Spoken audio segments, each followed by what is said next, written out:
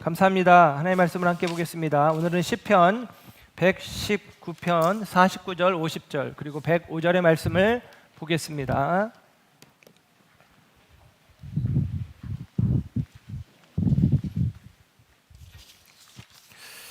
하나님 말씀 시편 119편 49절 50절 이어서 105절의 말씀입니다. 함께 합독하겠습니다. 시작. 주의 종에게 하신 말씀을 기억하소서. 주께서 내게 소망을 가지게 하셨나이다. 이 말씀은 나의 고난 중에 위로라. 주의 말씀이 나를 살리셨기 때문이니이다. 주의 말씀은 내 발의 등이요 내 길의 빛이니이다. 아멘. 아멘. 자리에 앉으십니다. 할렐루야. 이 시간 하나님의 사랑하심과 은혜가 저와 여러분 가운데 함께하는 줄 믿습니다. 오늘은 비전 캠프로 인해서 우리가 함께 1부, 2부 연합 예배로 드리고 또 우리 자녀들과 학생들 함께 온 세대가 함께 예배를 하게 되어집니다. 오늘 우리는 오후에 1박 2일 일정으로 서천에 있어요. 군산이 목적지지만 서천에 있는 성경 전래지 그리고 아펜젤러 순집 기념관을 방문하게 되어집니다. 오늘 이 성경 전래지 그리고 아펜젤러 순집 기념관을 방문하게 되어지는데 이제 가는 분들도 있고 또 가지 못하는 분들도 있죠. 한 100명이 조금 못되게 100명이 좀 넘게 신청을 했었는데 또 그 사이에 일들이 생기시고 해서 못 가시는 일들도 있어서 오늘 이제 최종적으로는 100명이 조금 안 되게 이제 출발을 하게 되어집니다. 버스도 2대가 출발을 하고 또 우리 가는 사람들은 또 온 가족이 또 함께 가기도 하고 또 아쉽게도 뭐 일이 있고 사정이 있어서 못 가시는 성도님들도 또 많이 있는 것을 압니다. 그럼에도 불구하고 오늘은 이 성경 전래지 그리고 아펜젤러 순직 기념관을 방문하는 의미들에 대해서 먼저 오늘 말씀을 통해서 함께 나누고 더불어 함께 은혜를 누리기를 원합니다. 먼저 질문하고 싶은 것은 우리가 왜 그곳으로 가야 하는가? 우리가 예배에서 먼저 질문드린 것은 우리는 왜 그곳에 가는가라는 생각을 해봅니다. 그냥 단순히 어떤 옛 건물을 구경하기 위해서 가는 것이 아니겠죠. 사진 몇 장 남기기 위해서 가는 것도 아닙니다. 우리가 오늘 그곳에 가는 이유는 기억하기 위함이에요. 우리가 예를 들면 어떤 기념관이라는 것은 기념하라고, 기억하라고 만든 것이잖아요. 기억하기 위해서입니다. 무엇을 기억하기 위한 것인가? 1816년 이 땅에 성경이 처음으로 상륙했던 그 시간을 기억하기 위해서, 그리고 1855년 그 말씀을 전하기 위해 낯선 땅에 자신의 삶을 내어던진 한 사람, 아펜젤러 선교사를 기념하기 위해서입니다. 아펜젤러 선교사는 한국교회의 개신교회의 최초의 선교사입니다. 특별히 감리교회 선교사고요. 아펜젤러와 언더우드가 1885년 부활절 아침 이제 함께 이제 한국에 조선 땅에, 그 당시에 조선 땅에 들어와서 복음을 전하기 시작했습니다. 그리고 언더우드는 장로교 선교사님이고 아펜젤러는 감리교 선교사님입니다. 알파벳으로 A가 먼저니까 우리는 아펜젤러, 언더우드 이렇게 이야기를 하고 장로교에서는 언더우드, 아펜젤러 그렇게 이야기하기도 합니다. 그리고 우리는 그 모든 일 뒤에 계셨던 하나님, 이 땅을 잊지 않으시고 말씀을 보내주시고 또 말씀의 사람을 보내주신 하나님을 기억하기 위해서 우리가 그곳으로 나아갑니다. 오늘 우리가 함께 보게 되어지는 말씀 시편 본문이죠. 이 시편 본문의 119편, 이 본문의 저자는 다윗입니다. 다윗. 사람은 누구나 자기의 마음을 어딘가에 던져놓고 살아요. 그렇게 되었으면 좋겠다. 이 마음이 우리 가운데 있죠. 그래서 그렇게 되었으면 좋겠다라고 여기는 그곳에 우리의 마음을 던져놓고 살아갑니다. 그것을 어떤 사람은 꿈이라고 이야기하고 어떤 사람은 비전이라고 이야기하기도 해요. 어딘가에 마음을 던져놓는 그것을 향한 길을 우리는 또 찾아갑니다. 꿈을 이루기 위해서, 비전을 성취하기 위해서 우리가 그 길을 찾아가는 것이죠. 그래서 뜻이 있는 동안에는 반드시 길을 걸어가고 있는 것입니다. 그 뜻이 잘된 뜻이든 잘못된 뜻이든 뜻이 있다면 그 뜻을 향한 길, 뜻을 향한 걸음을 걷고 있다라는 것은 분명합니다. 예를 들면 우리의 꿈이, 우리의 비전이 우리의 동력이 되고 우리의 가치관이 돼서 우리를 이끌어가는 것인데, 부자가 될 꿈이 있다. 요즘은 다들 소원이 그거잖아요. 부자 되었으면 좋겠다, 이런 마음인데, 소유가 행복이라고 생각하는 사람들은 그 여정 속에 내가 소유를 많이 얻기 위해서 내가 학벌을 갖춰야 되겠다, 아니면 내가 스펙을 쌓아야 되겠다, 예를 들면 이런 생각을 하겠죠. 명예, 인기, 이런 것들이 그 삶의 목적이 되어진다면 드러나는 자리, 그리고 또 사람들과의 인맥, 이런 것들을 중요하게 여기며 살아갈 것입니다. 여러분, 그렇다면 그리스도인들은 마음을 무엇에 던져놓은 사람들입니까? 그리스도인들은 그 마음을 하나님께 던져둔 사람인 줄로 믿습니다. 그렇다면 반드시 그 마음이 있는 곳을 향한 길을 걸어가고 있어야 하는데, 여러분, 우리는 과연 어떻습니까? 내 마음을 하나님께 두고는 있는데, 내 마음을 그리스도께 두고는 있는데, 우리의 길은, 우리의 걸음은 하나님께로, 그리스도에게로 향하고 있는가, 우리가 생각해 보아야 하겠습니다. 다윗을 가리켜서 거듭 말씀드리지만 그 마음이 하나님께 합한 사람, 그 마음이 하나님께 맞는 사람, 그게 바로 다윗에 대한 표현입니다. 마음을 하나님께 던져두었고, 그리고 그 삶의 걸음이 하나님께 마침내 다다른 사람, 그런 의미 아니겠어요? 마음이 하나님께 합하였다는 얘기는 마음을 하나님께 던져두었고 그 삶의 걸음이 결국은 하나님께 다다른 그 사람을 마음이 합한 사람, 마음이 맞는 사람이라고 이야기할 거예요. 여러분, 다윗이 그렇다면 어떻게 그 마음이 하나님께 다다랐는지, 곧 다윗의 어떠한 삶의 모습들이 하나님의 임재, 하나님의 은혜로 채워지게 되었는지 우리가 생각해 보고자 합니다. 그래서 오늘 시편 119편의 말씀을 잠시 우리가 보는 거예요. 시편 119편은 다윗이 쓴 시이면서 성경 전체에서 가장 긴 장입니다. 시편 119편이 몇 절까지 있는지 아시는 분? 우리 아이들 중에 혹시 시편 119편이 몇 절까지 있는지 아는 사람? 땡. 성경책을 요즘 안 갖고 다니죠? 네. 땡이에요. 몇 절까지 있어요? 우리 아이들 중에 맞추는 사람 이따가 선물 주라고 할게요. 네, 은호 176 맞습니다. 176절까지 있어요. 네, 오케이. 176절까지. 시편 119편이 176절까지 있습니다.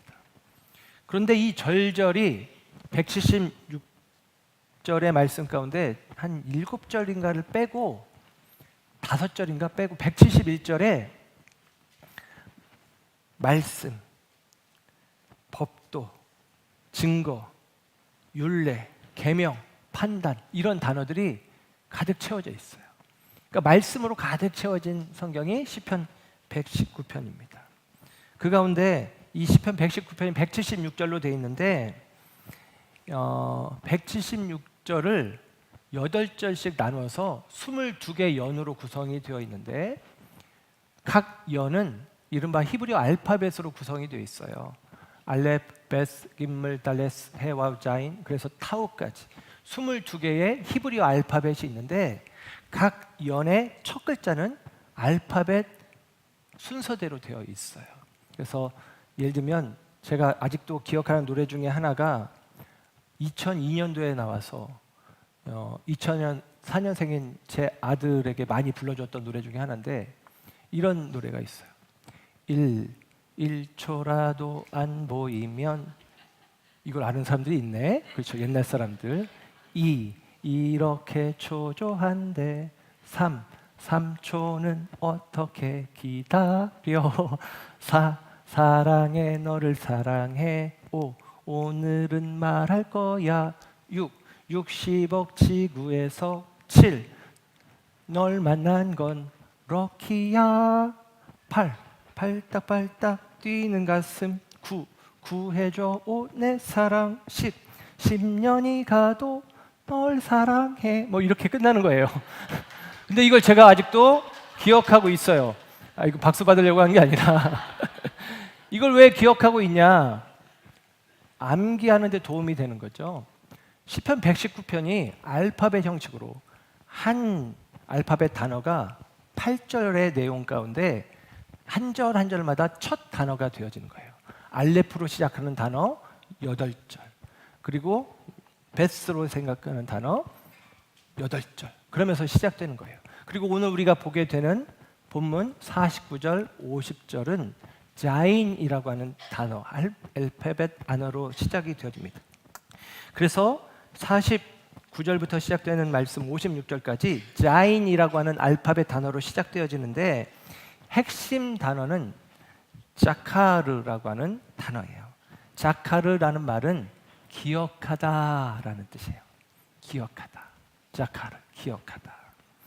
다윗은 이 짧은 단락 안에서 기억이라는 단어를 반복해서 사용합니다. 49절에서 기억하소서라고 말하고 하나님께 구하는 거죠. 52절, 55절에서는 내가 기억합니다 그렇게 이야기를 해요. 기억한다, 자카르, 기억한다라는 말을 반복해서 사용해요. 그러므로 여러분, 오늘 우리가 걷게 될 우리의 여정, 우리의 길은 단순히 그냥 역사 탐방이 아니라 시편 기자가 노래한 바로 그 기억의 자리에 우리가 서는 것입니다. 다윗이 말씀을 기억함으로, 또 우리가 마량포 또 아펜젤러 이야기를 기억함으로 저와 여러분들에게 주어지는 말씀의 은혜가 있는 거예요. 기억할 때 우리 가운데 은혜가 주어진다라는 것이죠. 그래서 오늘 설교의 제목은 말씀 따라 길 따라라는 제목으로 잠깐 우리가 함께 말씀을 나누는데 크게 세 가지 흐름을 한 절 한 절의 말씀을 통해서 이야기하려고 합니다. 첫 번째 본문은 오늘 시편 119편 49절이죠. 이렇게 기록합니다. 주의 종에게 하신 말씀을 기억하소서. 주께서 내게 소망을 가지게 하셨나이다. 그럽니다. 그리고 52절에는 읽지 않았지만 이렇게 표현돼요. 여호와여, 주의 옛 규례들을 내가 기억하고 스스로 위로하였나이다. 그럽니다. 여기서 이 두 절의 말씀 속에 두 방향의 기억이 함께 기록되고 있어요. 하나님이 우리에게 하신 말씀을 기억하십시오 라는 말과 우리에게 하신 약속을 기억해달라는 얘기죠. 그리고 또한 다윗 자신의 기억이죠. 내가 기억하고 그러십니다. 하나님께서 옛적에 행하신 규례를 떠올리면서 자기 자신을 위로하는 거예요. 말씀을 내가 기억하고 말씀 안에서 스스로 위로받고 있는 모습을 보고 있습니다. 그래서 하나님의 기억과 나의 기억, 이 둘이 만나는 자리에서 여러분 뭐라고 이야기하냐면 소망이 생긴다고 이야기하는 거예요. 주께서 내게 소망을 가지게 하셨나이다. 아멘. 하나님의 말씀이 내게 주어지고 그 주어진 말씀을 내가 기억할 때 우리 안에 소망이 생긴다. 소망이 생긴다라고 이야기하는 것이죠. 상황이 좋아서 소망이 생기는 게 아니죠. 하나님께서 하신 말씀을 붙들고 그 말씀을 기억하는 자리에 소망이 생긴다라고 이야기를 합니다. 1885년 아펜젤러 선교사가 처음 조선 땅을 밟았을 때 그가 마주한 조선은 정치적으로 불안했고 또 외국인에게는 굉장히 낯설고 위태로운 땅이었을 것이 분명합니다. 눈앞의 현실만 보면 소망을 가질 수 없는 상황이죠. 그런데 아펜젤러는 부활절 아침 인천 제물포항에 도착해서 이런 기도를 했다고 해요. 죽음의 철장을 부수신 주님께서 이 백성을 얽매고 있는 줄을 끊으시고 그들로 하나님의 자녀들이 얻는 빛과 자유를 누리게 하소서. 아멘.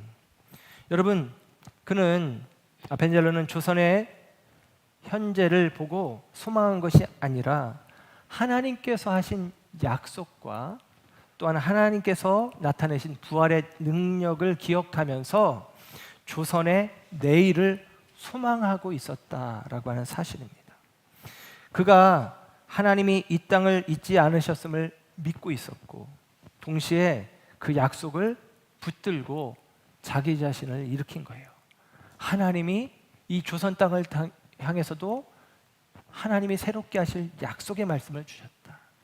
그리고 그 말씀을 가지고 자신을 다시 일깨워서 그리고 북돋워서 위로하며 이 모질고 낯선 땅에서 말씀을 전하는 사역을 감당해 내고 있다라는 사실입니다. 오늘 우리가 성경 전례지 그리고 아펜젤러 기념관 앞에 우리가 서게 될 때 우리도 이 두 방향의 기억을 함께 하게 될 것입니다. 하나님께서 이 땅을 잊지 않고 기억하시고 이 땅을 위해 말씀을 보내주셨음과 동시에 우리 스스로도 그 말씀을 기억하면서 오늘 우리 자신을 위로하고 일으키는 은혜의 역사가 있기를 주님의 이름으로 축복합니다. 또한 두 번째는 말씀은 우리를 살린다라는 거예요. 이어지는 50절의 말씀을 보겠습니다. 이렇게 기록하죠. 이 말씀은 나의 고난 중에 위로라. 주의 말씀이 나를 살리셨기 때문이다. 그럽니다. 여기서 살리셨다라는 말이 나오죠. 이 표현을 좀 우리가 깊이 보길 원합니다. 고난이 없어졌다라고 이야기하는 게 아니라 고난 중에 위로다라고 이야기를 하고 있어요. 그리고 이 위로는 단순히 그냥 우리를 토닥토닥 위안해 주는 정도에서 멈추는 것이 아니라 살림으로 이어지고 있습니다. 위로가 되어지고 살림이 되어지는 것이죠. 적당한 위로가 아니라 죽어가는 것을 다시 일으키는 생명의 힘이 말씀 안에 있다라는 것입니다. 여러분, 신앙생활하는 사람들은 이런 경험이 있는 거 아니에요? 그냥 말씀이 내 마음을 위로하고 내 마음에 따뜻함을 주고 듣고 보니 참 그럴싸하고 그런 마음 때문에 신앙생활하는 정도는 우리의 신앙이 되어서는 안 되죠. 이 말씀이 죽어진 내 영혼을 살리고 절망 가운데, 낙심 가운데, 포기 가운데 있었던 나를 일으키는 살아있는 말씀으로 경험해서 우리가 이 아침 이곳에 서 있는 줄로 믿습니다. 그 말씀이 저와 여러분 가운데 하나님의 은혜 가운데 주어졌단 말이죠. 그 말씀은 위로하고 살리는 말씀, 생명의 능력 있는 말씀이다라는 사실입니다. 그래서 여러분 읽지 않았지만 51절의 말씀을 보면 다윗이 이런 고백을 해요. 다윗이 자기를 힘들게 하는 것들이 있는데 그게 뭐냐면 교만한 자들이 나를 심히 조롱하였다 이렇게 이야기합니다. 그러니까 다윗을 힘들게 한 것은 여러분 상황이 아니라 사람들인 거예요. 사람들이 다윗을 힘들게 하는 것이죠. 여러분, 우리가 겪는 고통의 많은 부분도 사람들에게로부터 옵니다. 비판하고 오해하고 배신하고 견제하고 이런 일들을 경험해요. 그런데 다윗의 삶에는 그런 일들을 경험했지만 그 마음의 상처가 깊게 남지 않았단 말이에요. 그가 기억하고 있는 말씀이 상처가 골마 터지기 전에 그 상처를 치유하고 있다라고 고백하고 있습니다. 그래서 여러분, 저와 여러분에게는 말씀이 치유하는 능력이 있는 줄로 믿습니다. 우리의 심령을 새롭게 하는 것이죠. 또한 이 살림이라는 단어를 조금 더 넓혀서 생각해 보면 말씀은 한 사람에게서 그 말씀이 그치는 것이 아니라 그 말씀으로 말미암아 살아난 사람이 다른 사람을 살리는 통로가 되어지는 거예요. 내가 말씀으로 살아난 경험이 있을 때 말씀으로 다른 사람을 위로하고 말씀으로 다른 사람을 격려하고 세우고 말씀으로 그를 살리는 그런 일들이 있다라는 것이죠. 아펜젤러 선교사가 그와 같은 사람이었습니다. 그는 낯선 땅에 나그네의 자리에 말씀으로 살아난 사람이었어요. 그 살아난 삶으로 이 땅의 수많은 사람들을 다시 살리는 일들을 감당해내고 있는 것입니다. 배재학당이라고 하는 우리나라 첫 학교가 아펜젤러 선교사님에 의해서 지어집니다. 거기서 아이들을 가르치고 교회를 세우고 성경을 우리말로 번역하는 일들을 하고 그 모든 것이 결국에는 말씀으로 살아난 사람이 다시 말씀으로 사람을 살리는 일들을 행하고 있다라고 하는 사실이죠. 오늘 오후 우리는 서천의 마량리라고 하는 곳에 서게 될 것입니다. 그곳이 성경 전례지인데요. 우리는 이 살림의 시작점에 우리가 서게 될 것입니다. 1816년 이 바닷가에 전해진 말씀 한 권이 결국 우리 손에 성경이 되어서 들려져 있는 것이고 그 말씀이 우리를 살리고 그 말씀이 우리를 새롭게 하는 것입니다. 그렇다면 여러분 오늘 저와 여러분이 기억해야 되는 것은 우리도 이제 그 말씀으로 살아난 사람으로서 누군가를 살리는 자리에 서기를 원하는 마음이 우리의 심령 가운데 일어나길 축복합니다. 세 번째는 시편 119편 105절의 말씀입니다. 이렇게 기록하고 있는데요. 주의 말씀은 내 발의 등이요 내 길의 빛이니이다. 아멘. 여러분 우리가 나아가야 할 삶의 길이 있어요. 하나님이 우리에게 있어서 말씀의 빛으로 우리의 삶의 방향을 나타내 주십니다. 하나님의 말씀으로 우리가 어떤 방향으로 어떠한 목적으로 살아야 될지를 이야기해 주시죠. 그런데 오늘 말씀에 기록하기를 그 말씀이 내 삶의 방향을 가리키는데 그 가리키는 빛이 내 발의 등이요 이렇게 이야기를 합니다. 등불은 앞을 멀리 비추는 빛이 아니라 딱 한 걸음 혹은 몇 걸음 정도를 밝혀주는 빛이죠. 저 멀리까지 서치라이트를 켜고 보여주고 가라고 하는 게 아니라 한 걸음 한 걸음을 비추어주는 게 등불이란 말입니다. 그래서 여러분 말씀을 따르는 삶에 있어서 우리보다 한 걸음 앞서간 삶을 살아간 사람들을 우리가 삶의 모델로 사는 것은 우리에게 주어진 좋은 지혜입니다. 왜냐하면 잘 보이지 않거든요. 그 말씀의 끝자락이. 그런데 나보다 한 걸음 앞서간 그 사람들을 우리가 따라 살아가는 삶의 모습들을 가지면 여러분 우리의 삶이 그들과 같이 아름답고도 온전한 모습으로 세워지는 비결이 되어진단 말이죠. 아펜젤러 선교사님은 이 땅에 오셔서 17년간 사역을 하셨습니다. 1885년 이 땅에 도착했을 때 아펜젤러 선교사님에게는 뚜렷한 청사진이 있었던 것은 아닙니다. 그저 그냥 이 땅에 보냄을 받았고 이 땅에서 한 걸음 한 걸음 선교회사의 삶을 살아내고 있었습니다. 기회가 주어질 때 학생을 만나고 학교를 시작하고 또 교회를 세우고 교회를 섬기고 성경을 번역하고 복음을 전했어요. 그러다가 17년 정도 시간이 지나서 1902년 성서번역위원회 그 모임이 목포에서 있었는데 그 모임에 참석하기 위해서 배를 타고 목포로 내려가는 길, 그 길이었습니다. 그리고 1902년 6월 11일 그 마지막 여행길에서 배가 사고가 났어요. 배와 배가 부딪히면서 배가 침몰하게 되어집니다. 그래서 그 배에서 순교하게 되어져요. 그의 나이 44세 때의 일입니다.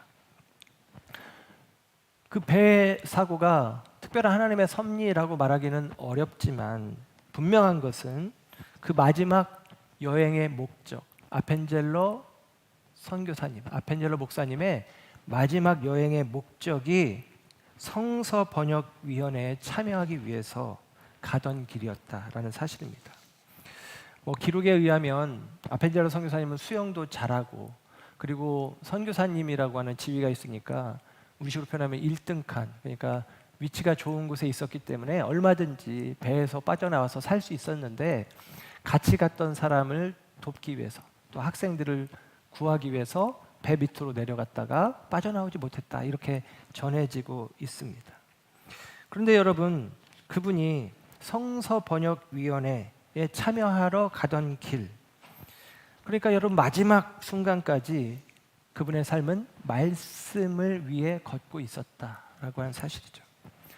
말씀을 위해 걷고 있었던 삶이 44년의 인생이 그렇게 이 서천에 우리가 이제 가게 되는 아펜젤러 순직기념관이 그 언덕에서 바다를 바라보면 어청도 앞바다가 보이는데 그곳이 이제 이 배가 침몰한 곳으로 추정이 되어서 그곳에 기념관을 세워놓은 곳입니다.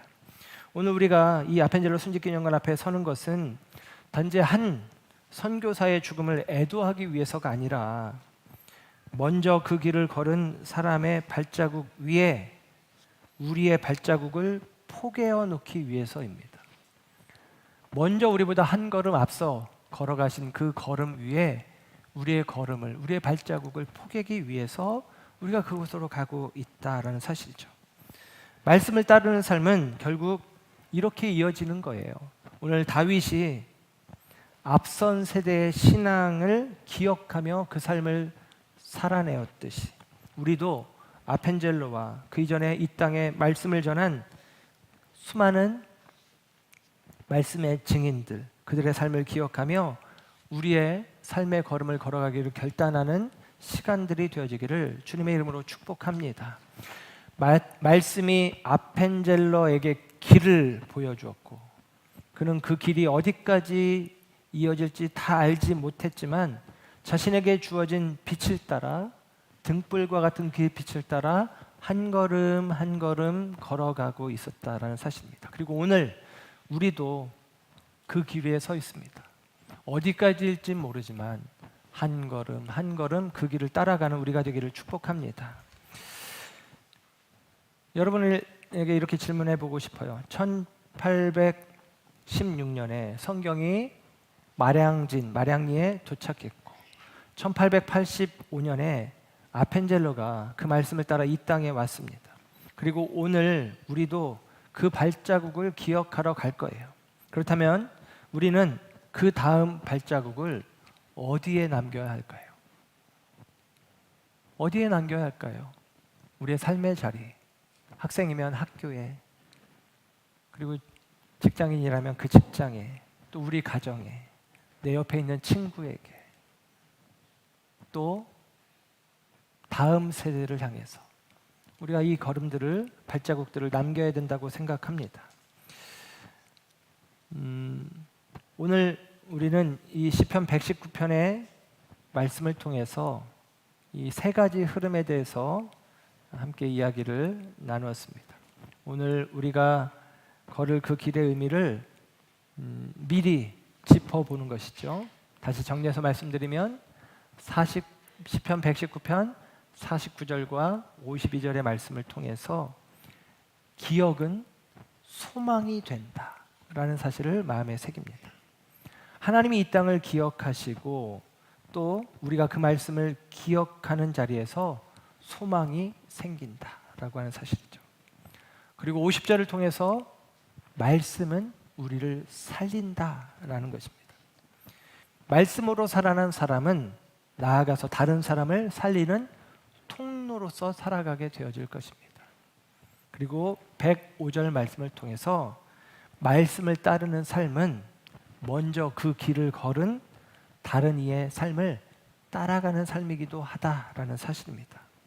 아펜젤러 선교사께서 걸었던 그 길 위에 이제 저와 여러분도 함께 서게 되어지는 것입니다.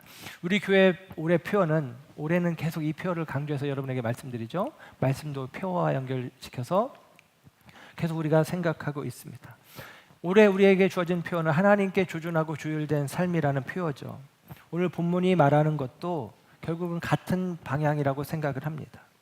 말씀을 기억하는 자리에서 우리의 조준점이 하나님께로 맞춰지는 것이죠. 말씀을 기억하는 자리에서 나의 인생의 조준점이 하나님을 향하게 되어지는 것입니다. 그와 동시에 그 말씀을 따라 걷는 걸음에서 우리의 삶이 하나님께 맞게 조율돼 가는 것입니다.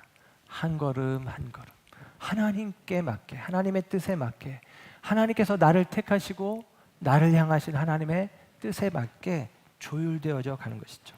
1816년 말씀이 마량포에 도착했습니다. 1885년 그 말씀을 전할 사람이 이 땅에 왔습니다. 1902년 그 말씀의 사람이 그 말씀을 전하기 위해 가는 길에서 그 생을 마쳤습니다. 순교했습니다. 그리고 오늘 오후 우리는 그 발자국을 기억하러 갑니다. 그리고 이제 그 다음 발자국은 저와 여러분의 것이 되어야 되겠습니다.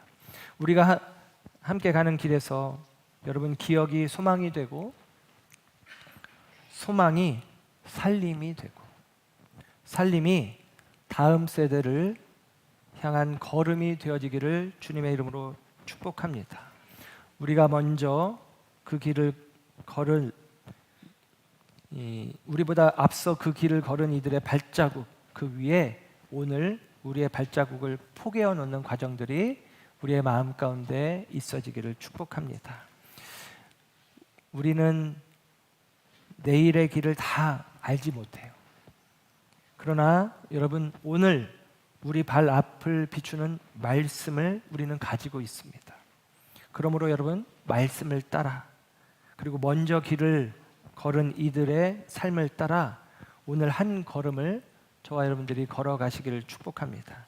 그리고 우리의 삶이 다음 세대에게 또 하나의 기억이 되어지고, 다음 세대의 걸음을 비추는 또 하나의 등불이 되어지기를 주님의 이름으로 축원합니다. 기도하겠습니다.